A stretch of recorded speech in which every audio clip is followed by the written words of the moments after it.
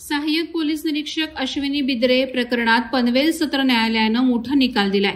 अश्विनी बिद्रे प्रकरणात कोर्टानं पोलीस निरीक्षक अभय कुरुंदकरला दोषी ठरवलंय। त्यानेच अश्विनी यांना संपवल्याचे कोर्टानं आपल्या निकालात नमूद केलंय। इतर 2 आरोपी महेश फळणीकर आणि चालक कुंदन भंडारी यांनी मृत अश्विनी यांची विल्हेवाट लावण्यास मदत केल्याचं निरीक्षण कोर्टानं नोंदवलं आहे।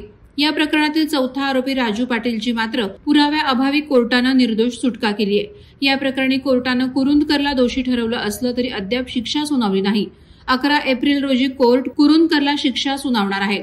आरोपी नंबर 1 अभय कुरुंदकर याला कलम 302 अंतर्गत दोषी ठरवण्यात आलाय। आरोपी नंबर 2 राजू पाटील याची निर्दोष मुक्तता करण्यात आली आहे। आरोपी नंबर 3 कुंदन भंडारी आणि आरोपी नंबर 4 महेश फळणीकर या दोघांना कलम 201 अंतर्गत दोषी ठरवण्यात आला आहे। गुन्ह्यातील पुरावा नष्ट करण्याचा त्यांच्यावर आरोप आहे। दरम्यान अश्विनी बिद्रे यांचे पती आनंद बिद्रे न्यायालयात हजर होते। या प्रकरणी 11 एप्रिल रोजी दुपारी 3 वाजता सुनावणी होणार असून यावेळी आरोपींना शिक्षा सुनावली जाणार आहे।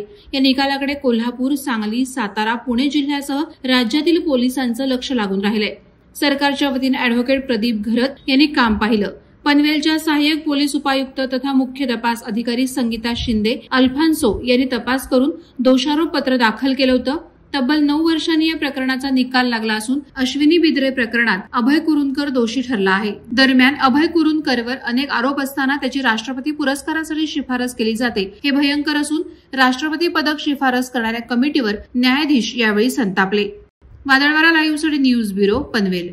नवी मुंबई व रायगड जिल्ह्यातील ताज्या बातम्या आणि घडामोडींसाठी सबस्क्राईब करा वादळवारा लाईव्ह चॅनल आणि दाबा बेल आयकॉन।